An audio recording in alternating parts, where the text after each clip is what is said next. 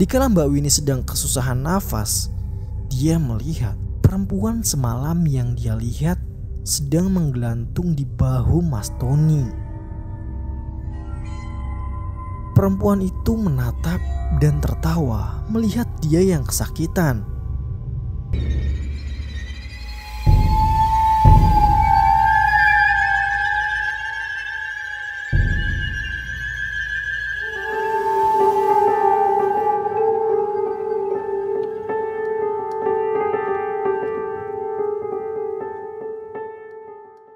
Ya, selamat malam, selamat pagi, atau selamat siang semuanya. Jumpa lagi dengan gua Ipul dari Mahasiswa Siluman. Dan kali ini gua kembali dengan segmen narasi horor. Di segmen ini gua bakalan ngeceritain sebuah kisah yang cukup menyayat hati para ibu-ibu ya, khususnya yang sedang mengandung. Sebut saja narasumber kita adalah Mbak Winnie ya. Jadi di tahun 2018 dia bercerita dimana kala itu Mbak Winnie harus menghadapi dua masalah besar dalam hidupnya. Masalah yang pertama, dia harus mendapati kenyataan bahwa suaminya telah berselingkuh di belakangnya dengan kedok mendaki ke Gunung Salak. Dan yang kedua, dia harus kehilangan anak pertamanya dan rahimnya sampai ikut diangkat karena suatu penyakit. Parahnya, perselingkuhan sang suami ada hubungannya dengan keguguran yang dialami oleh Mbak Winnie. Penasaran kan dengan ceritanya? Sebelum lanjut, gue mau ngingetin buat kalian ya yang punya cerita horor atau cerita apapun bisa kirimkan ke email kami yang ada di deskripsi atau juga via DM Instagram @mahasiswasiluman. Atau kalau kalian mau request cerita apa yang mau kita angkat bisa tulis di kolom komentar ya. Seperti biasa, gunakan earphone-mu, cari posisi nyaman, dan selamat mendengarkan. 2 Oktober tahun 2018, suami Mbak Winnie, kita sebut saja Mas Tony, dia meminta izin untuk mendaki ke sebuah gunung dan itu ramai-ramai bersama teman kerjanya. Total keseluruhan ada 8 orang, 6 orang laki-laki dan 2 orang perempuan. Di mana 2 perempuan ini salah satunya adalah sekretaris suaminya di kantor yang bernama Melissa. Mbak Winnie kenal sama sosok Melissa ini dengan baik. Bahkan bisa dibilang keduanya cukup dekat. Melissa kerap membagikan tips parenting kepada Mbak Winnie. Soalnya Melissa juga sudah punya 2 anak dari suami yang berbeda. Jadi 2 kali menikah, Melissa ini tidak dapat mempertahankan pernikahannya dan selalu berakhir dengan perceraian. Ada juga rumor yang mengatakan sebenarnya Melissa itu tidak pernah menikah. 2 laki-laki yang selalu dia sebut sebagai suaminya itu merupakan suami orang. Ibarat kata, Melissa ini hanyalah simpanan dan kesalahannya sampai kebobolan. 2 laki-laki itu jelas tidak mau menikahinya karena masing-masing sudah berkeluarga dan bahkan punya anak dari istri sahnya masing-masing. Hubungan mereka dengan Melissa yang hanya sebatas have fun semata. Mbak Winnie sendiri sudah mendengar rumor itu dari lama.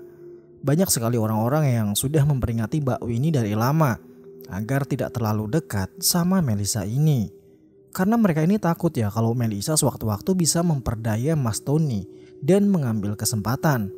Tapi anehnya di situ Mbak Winnie malah tidak menghiraukan nasihat-nasihat dari orang-orang yang benar-benar tulus sama dia. Sehingga dia selalu membiarkan Melissa keluar masuk rumahnya dengan leluasa, berinteraksi dengan suaminya dengan leluasa tanpa dia cemburu sama sekali. Karena di pikiran Mbak Winnie, hubungan keduanya hanyalah murni urusan pekerjaan semata dan rekan kerja. Tidak lebih dari itu. Mbak Winnie memang sedikit naif, tapi apalah daya semua sudah menjadi bubur. Sosok Melissa sudah berhasil memperdaya Mas Tony dan menghancurkan rumah tangganya. Parahnya lagi, keegoisan dan hawa nafsu keduanya lah yang membuat Mbak Winnie kehilangan anak pertamanya. Rasanya kala itu Mbak Winnie hampir gila dibuatnya. Dia mau melapor ke polisi juga percuma. Apalagi dengan statement dokter yang mengatakan itu murni keguguran dan sama sekali tidak ada tindak kejahatan. Lantas mau melapor ke kantor polisi dengan bukti apa? Perbuatan tidak menyenangkan. Percuma kan? Itu hukumnya hanya sebentar saja. Setelah keluar dari jeruji besi, mereka pasti bisa hahaha lagi.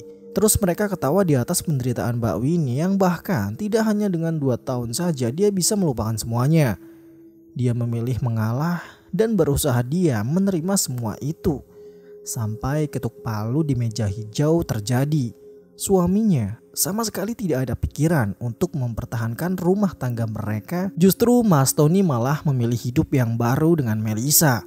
Mbak Winnie sadar kalau sejak tragedi keguguran itu, dia tidak akan bisa lagi mengandung. Sebab rahimnya sudah diangkat oleh dokter. Karena kalau dibiarkan akan berbahaya untuk dirinya sendiri. Banyak sekali mulut-mulut yang mencemooh dia. Berkata kalau dia tidak becus jaga rumah tangga lah, gak becus urus suami, dan masih banyak lagi. Padahal cerita sebenarnya tidaklah seperti itu. Tapi beruntung Mbak Winnie masih diputari dengan circle-circle positif dalam hidupnya.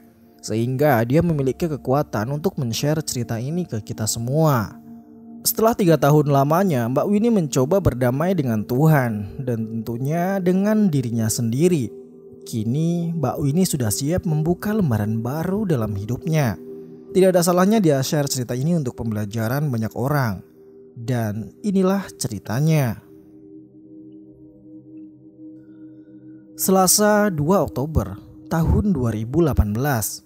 Setelah mendapatkan izin dari Mbak Winnie, Mas Tony langsung mempersiapkan segala keperluannya selama mendaki. Memang sejak bujang, Mas Tony memiliki hobi mendaki dan sudah dari lama. Soalnya mendiang bapak Mas Tony juga merupakan seorang pendaki. Hobi Mas Tony ini bertolak belakang dengan Mbak Winnie. Karena Mbak Winnie punya semacam ketakutan dengan ketinggian dan keheningan. Jadi dia tidak suka mendaki karena 2 alasan tersebut. Setiap kali Mas Tony mendaki, Mbak Winnie hanya bisa menunggu di rumah sampai suaminya pulang.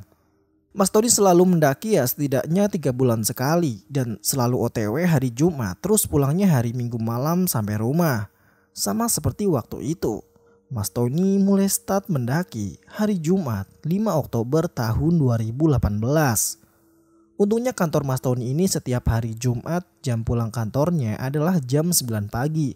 Sedangkan hari Senin sampai Kamis jam pulang itu sekitar jam 4 sore. Kalau hari Sabtu Minggu kantornya tutup.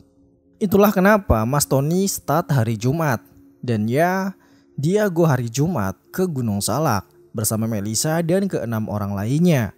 Benar total ada 8 orang sudah sama Mas Tony. Alasan kenapa dipilihnya Gunung Salak, Mbak Winnie sendiri kurang paham. Yang jelas ide tersebut kan jelas-jelas berdasarkan keputusan Mas Tony dan teman-temannya. Bisa jadi memang waktu itu mereka pinginnya mendaki ke Gunung Salak. Hari Jumat jam 5 pagi, Mas Tony sudah siap dengan bawaan tas besar di bagasi belakang mobilnya. Rencananya begitu pulang kerja, dia dan teman-temannya langsung gak pakai pulang dulu. Katanya biar keburu sama jamnya. Dan Mbak Winnie di situ iya-iya saja sama perkataan suaminya. Sama sekali Mbak Winnie ini gak ada pikiran yang aneh-aneh. Karena toh pendakian itu ada Mbak Laras. Dan kebetulan Mbak Laras ini adalah teman kecilnya. Jadi setidaknya kalau suaminya tidak bisa dihubungi, dia bisa mencari informasi lewat Mbak Laras atau mungkin Melissa. Mbak Laras ini adalah salah satu orang yang tidak suka peringainya Melissa. Bahkan Mbak Laras lah yang sering sekali mewanti-wanti Mbak Winnie tentang sosok Melissa ini. Soalnya di kantor pun Melissa memang suka tebar pesona ke orang-orang khususnya yang cowok-cowok. Apalagi yang sudah berkeluarga dan penghasilan atau gajinya besar di kantor itu. Ya mungkin semacam targetnya Melissa cowok-cowok seperti itulah. Mungkin kalau sekarang disebutnya pelakor gitu. Berhubung waktu itu Mbak Winnie masih terbius dengan sosok Melissa, jadi dia sama sekali tidak percaya perkataan dari Mbak Laras. Jadi Mbak Winnie ini memang benar-benar naif cuy. Jadi sudahlah, kita balik ke ceritanya saja. Jam 11 siang, Mbak Winnie dapat teks WA dari Mbak Laras kalau dia dan yang lainnya sudah sampai di base camp. Mbak Winnie gak curiga sama sekali tuh. Padahal harusnya dia curiga tuh di situ. Kenapa yang laporan malah Mbak Laras dan bukanlah suaminya, ya kan?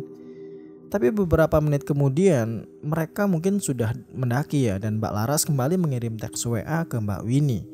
Tapi kali ini disertai dengan gambar, di mana Mbak Laras mengirim gambar Mas Tony sedang memegang tangan Melisa. Mbak Laras juga menulis teks seperti ini. Enak ya, emang jadi princess. Aku jalan paling akhir aja gak ada yang hirauin. Untung aja ada Rudy, jadi dia yang nemenin aku.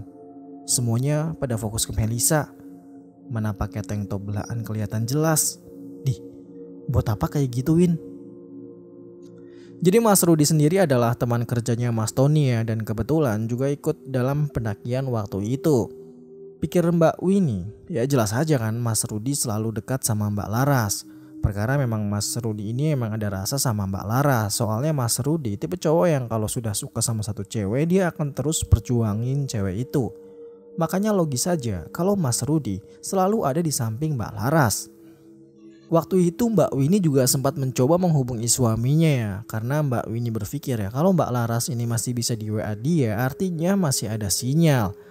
Diteleponlah tuh suaminya, tapi HP-nya gak aktif cuy.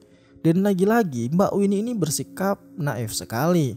Dia menormalisasikan hal tersebut, apalagi foto Mas Tony yang gandengan sama Melisa. Mbak Winnie juga tidak membahas itu ketika Mas Tony pulang. Malah menganggap Mbak Laras bersikap gitu hanya karena jengkel saja. Melisa pun juga tidak aktif HP-nya ketika Mbak Winnie hubungi. Ya udahlah, waktu itu Mbak Winnie tidak mempermasalahkan hal itu dan kembali dengan rutinitasnya. For your information, waktu itu Mbak Winnie sedang hamil dan usia kandungannya sudah sekitar 5 bulanan. Lanjut ke cerita, waktu itu mungkin sekitar jam 3 sore. Mbak Winnie mencoba menghubungi semua orang, ternyata HP semua orang gak bisa dihubungi, termasuk HP Mbak Laras. Pikir Mbak Winnie, ya udahlah, mungkin semua orang udah gak ada sinyal lagi di tengah hutan kan. Berhubung tidak ada informasi apa-apa, kita lanjut saja ke hari Minggu, 7 Oktober 2018. Sekitar jam setengah 11 malam, Mas Tony ini baru pulang ke rumah. Dan di situ perangai Mas Tony sudah berubah dan kelihatan sekali nggak kayak biasanya aja. Dia pulang marah-marah nggak jelas. Tas rangselnya yang besar itu dia lempar ke arah Mbak Winnie. Padahal kondisinya waktu itu Mbak Winnie ini sedang hamil cuy. Dan dia malah kasih barang-barang berat. Gila kan Mas Tony itu. Habis itu Mas Tony ini berjalan ke kamar dan langsung tidur aja. Mbak Winnie coba bersikap sabar tuh di situ. Dia membangunkan suaminya untuk diajak makan malam bersama. Soalnya hari itu Mbak Winnie sengaja belum makan malam dan nunggu Mas Tony pulang. Bener-bener idaman banget ini cuy Mbak Winnie ya sebetulnya. Saat mau dibangunkan, Mbak Winnie malah dibentak-bentak cuy. Dan didorong ke belakang sampai jatuh ke lantai. Untung kandungannya waktu itu masih baik-baik saja. Hanya saja maaf pantatnya saja yang agak sedikit kemeng ya. Karena mau gak mau ya Mbak Winnie akhirnya makan sendiri di meja makan malam itu. Sedih banget kan. Ya dia makan sambil nangis. Dia mikir suaminya ini pulang-pulang kayak gini kira-kira kenapa gitu ya. Karena itu bener-bener beda banget cuy. Selesai makan Mbak Winnie membersihkan semua piring kotornya dan membawanya ke tempat cuci piring. Jadi kan wastafel cuci piring di rumah Mbak Winnie ini ada sebuah jendela ya yang mengarah ke halaman belakang. Dan halaman belakangnya itu hanya pekarangan kecil mungkin ya untuk cuci dan jemur baju doang. Lah pada saat Mbak Winnie sedang mencuci piring kotornya, dia kan habis nangis kan, matanya habis berkaca-kaca gitu. Mbak Winnie gak sengaja melihat ke arah jendela. Yang mana jendelanya itu kaca bukaan 2 dan pinggirannya dilapisi kayu dan tidak ada gordennya. Otomatis dari wastafel itu dia bisa melihat ke bagian belakang rumah. Dan di saat Mbak Winnie gak sengaja melihat ke arah belakang situ, dia melihat ada sosok perempuan berdiri di dekat mesin cucinya. Mbak Winnie tidak bisa melihat sosok perempuan itu dengan jelas karena matanya masih berkaca-kaca. Dia hanya bisa melihat sedikit samar-samar kalau perempuan yang dia lihat itu memakai baju kebaya. Tapi bukan kebaya merah ya cuy. Ini baju kebaya berwarna hijau muda dan ada payet bunga-bunganya dengan warna yang senada. Dipadukan dengan kain jarik berwarna coklat muda. Lalu sosok itu memakai selendang berwarna pink keunguan. Yang mana selendangnya itu hanya disampirkan ke bahunya menyilang ke perut. Rambutnya si cewek ini sangat panjang, terus dimiringkan ke samping dan dihias dengan mawar putih yang kelopaknya mekar sempurna. Dan bersamaan dengan itu, Mbak Winnie juga mencium aroma melati yang dipadukan dengan bunga sedap malam. Aromanya kuat banget, sampai kencang menusuk ke hidungnya. Tapi sayangnya Mbak Winnie tidak bisa melihat sosok perempuan itu dengan jelas. Dia buru-buru tuh membilas tangannya yang kena sabun dan mengucek kedua matanya untuk menormalkan kembali pandangannya. Di saat pandangannya sudah kembali jelas, Mbak Winnie sudah tidak lagi melihat perempuan itu berdiri di situ. Padahal dari tadi perempuan itu seolah-olah sedang menatap ke arahnya. Di tengah-tengah keheranan yang dia alami malam itu, tiba-tiba ada angin kencang sekali. Angin itu justru seolah lewat di belakangnya, menuju atau bisa dibilang nembus ke arah pintu kamarnya. Buru-buru dia berjalan ke kamar untuk ngecek. Tadi itu apa ya? Atau siapa? Tapi pas dibuka pintu kamar, dia tidak mendapati siapapun ada di kamarnya selain suaminya yang sedang tidur di atas kasur. Merasa ada yang gak beres dan saat itu kondisinya sudah tengah malam. Jadi Mbak Winnie putuskan untuk tidur di sebelah suaminya. Dia berharap keesokan paginya sang suami akan berubah seperti biasanya. Singkatnya, pagi pun telah tiba. Mbak Winnie menyesal karena bangun kesiangan. Dia baru bangun sekitar jam 8 pagi. Itu hari Senin dan biasanya suaminya ada apel pagi setiap Senin. Biasanya nih, seburu-buru apapun suaminya, sang suami pasti menyiapkan sarapan untuk dia. Ya minimal roti tawar yang dilapisi selai kacang favoritnya dan dikasih tulisan khas seperti biasa. Tapi anehnya, pagi itu gak sama sekali cuy. Cium kening dia saja gak dilakuin sama suaminya. Dan menurut Mbak Winnie, itu sudah aneh sekali. Karena sekalipun kesiangan, Mbak Winnie pasti kerasa kalau suaminya cium keningnya dan biasanya dia tidur lagi. Tapi hari itu untuk kali pertamanya, suaminya tidak seperti itu. Jujur nggak muna, Mbak Winnie di sini agak sedikit kecewa ya. Tapi di sisi lain Mbak Winnie coba berpikir positif karena mungkin emang buru-buru banget kan sampai segitunya. Dia masih fan-fan aja kala itu dan belum mikir yang aneh-aneh. Mbak Winnie iseng WA ke Mbak Laras. Ternyata HP Mbak Laras malah gak bisa dihubungi. Aneh aja kan kalau HP Mbak Laras gak bisa dihubungi. Bisa jadi lagi rapat makanya gak bisa dihubungi, pikir Mbak Winnie kala itu.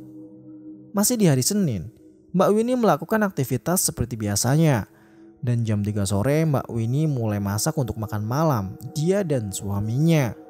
Mbak Winnie ngide untuk masakin makanan favorit dari Mas Tony. Ya siapa tahu dengan begitu Mas Tony akan luluh.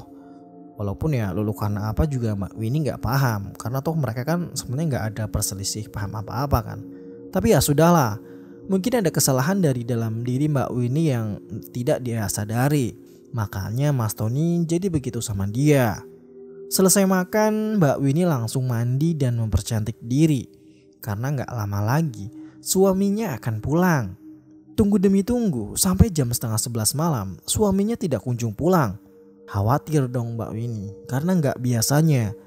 Dia coba hubungi semuanya, teman Mas Tony, tapi gak ada satupun dari mereka yang tahu di mana keberadaan Mas Tony. Pokoknya malam itu yang gak bisa dihubungi hanya 3 orang, yaitu Mas Tony, Mbak Laras, dan Melisa. Dalam hati sebenarnya Mbak Winnie ini bertanya gitu. Ini sebenarnya ada apa sih? Terus Mbak Winnie iseng telepon lah Mas Rudi lagi untuk tanya di mana keberadaan Mbak Laras.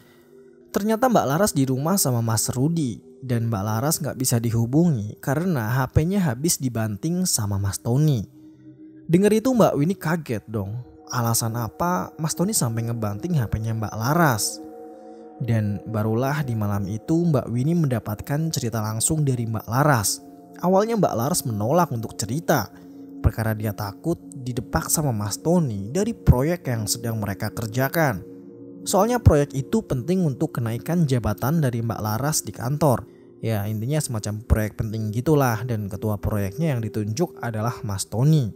Setelah dibujuk dengan aneka rayuan, Mbak Laras pun akhirnya bercerita. Dan inilah ceritanya. Mereka waktu itu memutuskan untuk mendaki Gunung Salak via Cidahu. So far so good. Tidak ada kendala apapun dan semua berjalan dengan baik. hingga mereka harus melakukan pendakian dan tak terasa sampai di shelter 4. Disinilah mereka memutuskan untuk mendirikan tenda dan jadi tempat mereka untuk ngecamp. Mereka mendirikan 4 tenda. Tenda 1 diisi 3 orang cowok-cowok, tenda 2 diisi 2 orang cowok-cowok, dan tenda 3 diisi 2 orang cewek-cewek. Tenda terakhir atau keempat adalah tenda Mas Tony yang minta tidur sendiri. Di saat hari sudah malam, sekitar jam setengah 10 malam, Melisa yang tidur setenda sama Mbak Laras tiba-tiba izin keluar. Katanya sih mau buang air kecil. Dan Mbak Laras sempat menawarkan diri untuk nemenin, tapi malah ditolak. Dan sebenarnya saat Melisa keluar tenda, Mbak Laras seperti melihat ada siluet bayangan cowok. Dan sekilas itu mirip sama Mas Tony. Mau ngapain tuh mereka? Berhubung Mbak Laras ngantuk ya, jadi dia milih tidur lagi tuh. Dan gak berselang lama, Mbak Laras terbangun mendengar suara Mas Jordi yang berusaha membangunkan dia. Ketika Mbak Laras bangun, dia tidak melihat Melisa ada di dalam tenda. Mbak Laras dengan sigap membukakan tenda untuk Mas Jordi masuk. Dan di dalam tenda Mas Jordi cerita kalau tadi sewaktu buang air kecil, dia gak sengaja ngelihat Mas Tony sedang skidi papap sama Melisa. Bahkan Mas Jordi sempat memfoto diam-diam aksi yang 2 orang itu lakukan. Foto itu langsung diperlihatkan ke Mbak Laras. Kaget Mbak Laras melihat itu. Dalam hati Mbak Laras gak habis pikir, cuaca di luar itu dingin sekali malam itu. Bisa-bisanya mereka berbuat seperti itu. Apa yang gak takut ya? Apalagi ini notabene-nya kan mereka sedang di gunung. Kok berani ya macam-macam seperti itu? Sebenarnya Mbak Laras sudah marah banget. Dan di sisi lain emosinya sudah memuncak karena dia merasa Mas Tony ini sudah mengkhianati sahabat baiknya, yaitu Mbak Winnie, dan malah selingkuh sama perempuan lain yang berkedok mendaki. Di saat Mbak Laras mau ngelabrak mereka, tangan Mbak Laras ditahan sama Mas Jordi. Jangan dulu Ras, kita tunggu bukti yang lain. Pasti mereka gak akan melakukan hal itu sekali. Dan ya udahlah, akhirnya Mbak Laras setuju dan meminta Mas Jordi untuk simpen dulu fotonya. Gak lama kemudian terdengar suara Melisa dan Mas Tony yang berjalan kembali ke dalam tenda.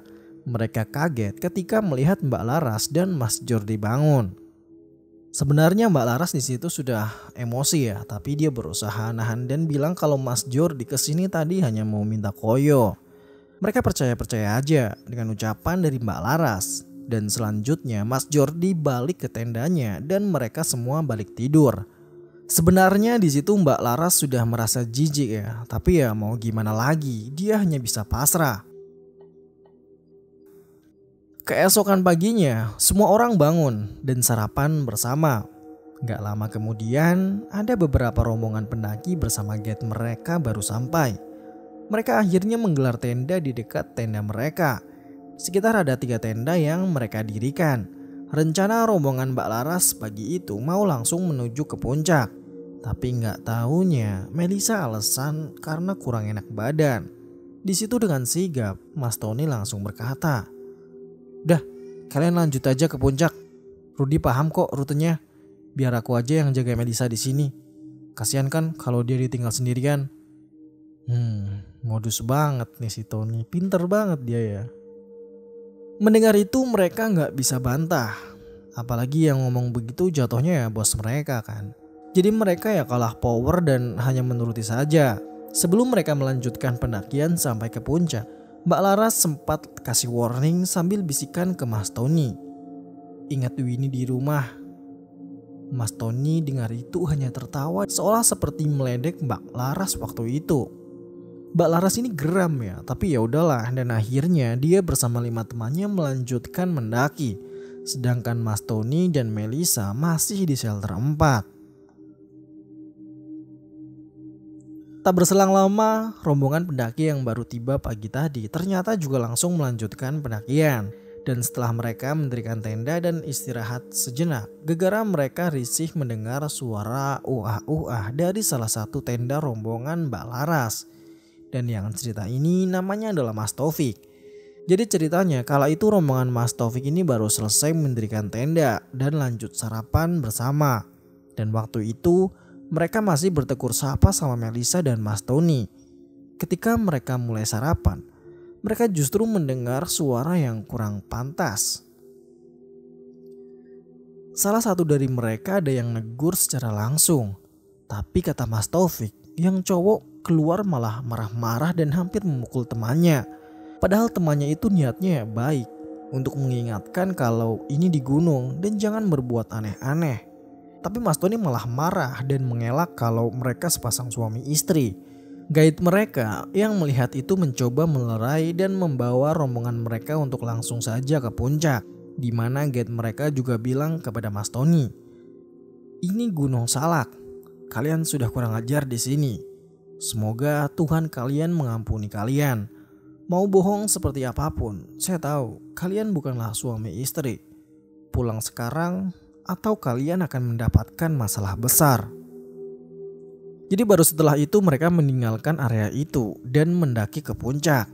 Mbak Laras yang mendengar itu makin geram. Setelah berterima kasih karena sudah diberi informasi, Mbak Laras langsung meminta semua orang untuk turun kembali ke dalam tenda.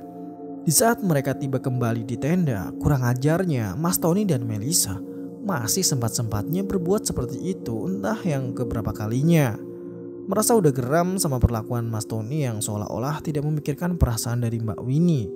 Dan Mbak Laras langsung mengambil HP-nya dan memvideokan terang-terangan perbuatan dari Mas Tony sama Melisa di hadapan teman-temannya. Teman-teman yang lain geram ya sama perbuatan dari Mas Tony ini. Dan gara-gara itulah HP Mbak Laras langsung diambil sama Mas Tony dan dibanting pecah sampai rusak di hadapan banyak orang. Dengan powernya Mas Tony mengancam, "Kalau sampai kalian berani berbuat kurang ajar lagi, aku gak akan segan-segan pecat kalian semua." Berasa dia aja yang punya kantor kan, padahal dia juga masih karyawan di situ. Celetuk Mbak Laras lagi. Setelah mendengar cerita dari Mbak Laras, seketika Mbak Winnie jadi murka. Tidak berselang lama, pada saat Mbak Winnie masih teleponan sama Mbak Laras, Mas Tony datang ke rumah dalam keadaan yang mabuk. Langsung Mbak Winnie marah-marah sama suaminya dan memukul badan suaminya memakai bantal sofa. Sedangkan posisi telepon belum mati. Jadi Mbak Laras bisa mendengar dengan jelas pertikaian antara Mbak Winnie dan Mas Tony. Kembali ke sudut pandang Mbak Winnie, di saat dia memukul suaminya memakai bantal sofa, tanpa disangka-sangka kalau Mas Tony jadi marah besar. Mbak Winnie bersaksi kalau mata Mas Tony tiba-tiba menjadi hitam semua. Wajahnya jadi aneh dan keluar semacam urat berwarna keunguan gitulah. Dan tiba-tiba dengan badan tegapnya, Mas Tony langsung mendorong tubuh Mbak Winnie ke tembok ruang tamu. Kepala Mbak Winnie sampai terbentur dan dia mulai kesakitan.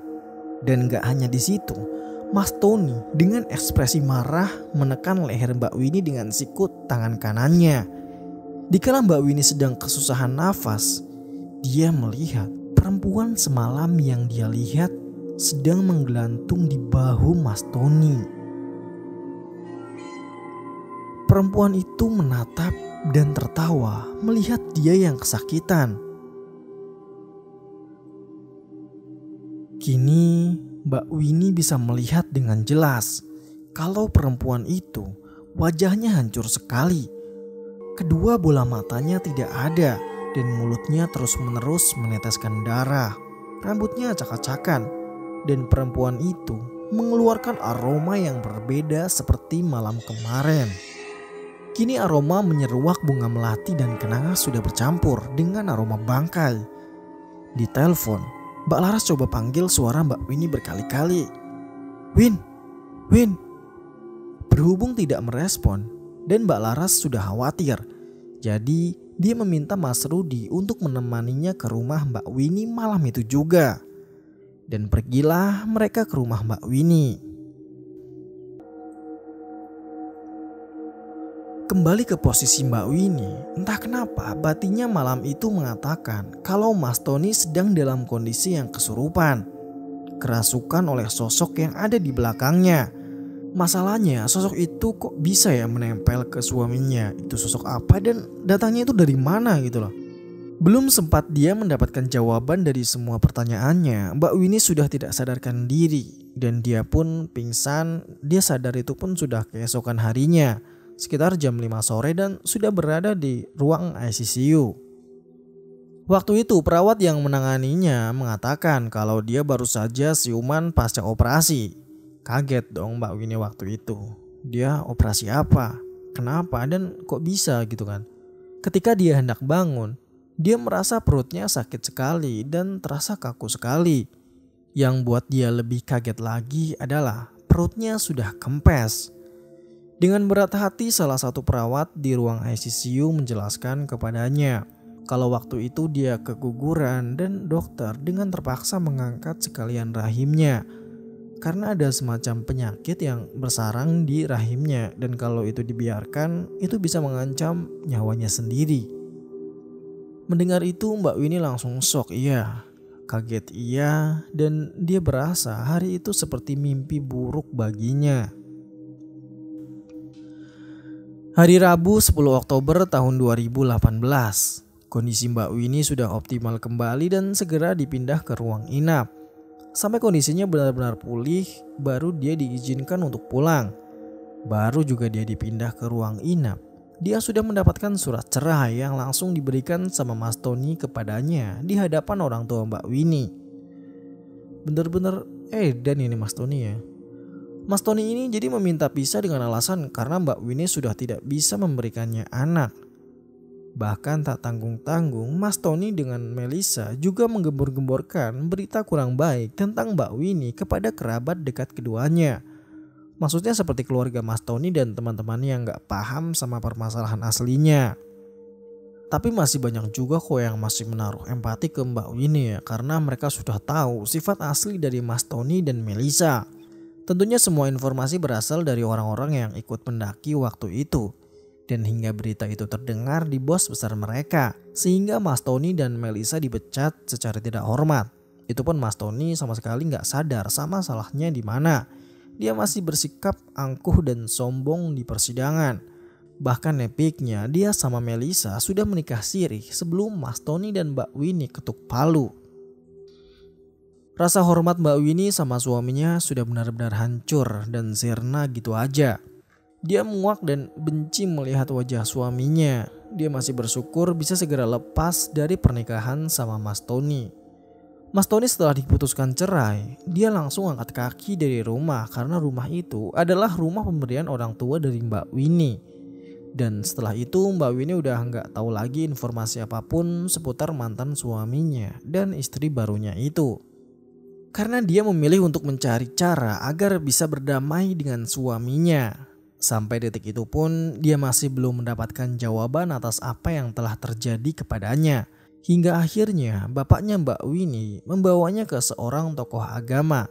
Ya semacam kiai yang sangat terkenal di daerah rumahnya lah.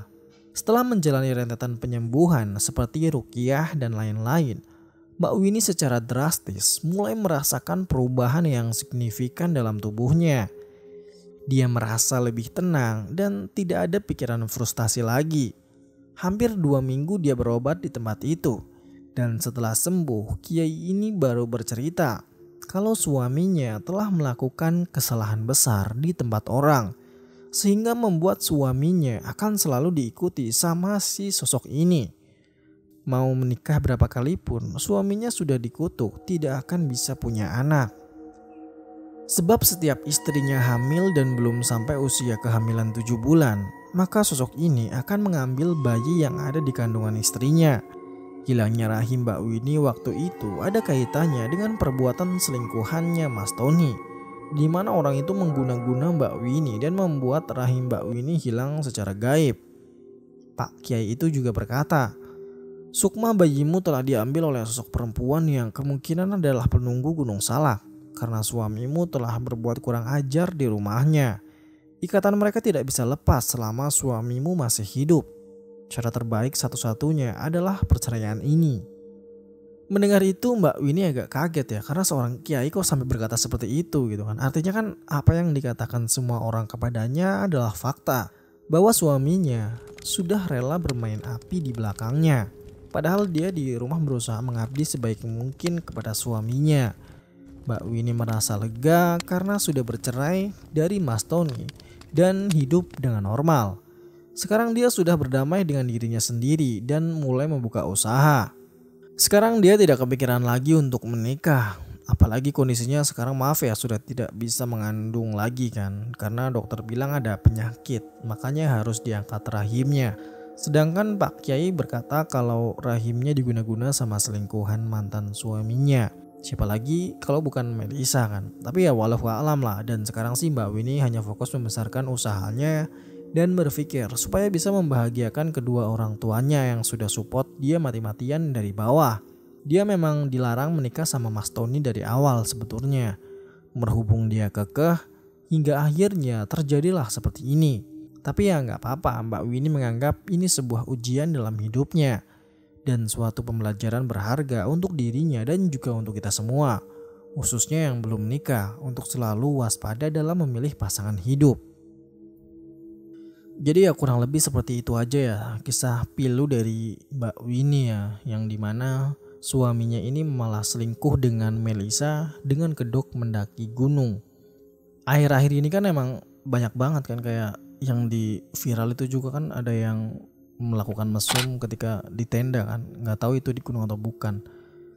Tapi alangkah baiknya sih ya mending janganlah gitu kan. Kalau walaupun kalian itu sudah suami istri ya, alangkah baiknya jangan melakukan hal tersebut di gunung. Karena kan gunung itu kan tempatnya banyak banget makhluk-makhluk gaib dan itu belum tentu suka ke kita kan. Jadi ya cari amannya kalau mau melakukan hal-hal seperti itu ya di tempat yang biasa-biasa aja kayak di kamar atau di rumah kita kan. Jangan dilakukan di tempat-tempat yang sakral gitu kan.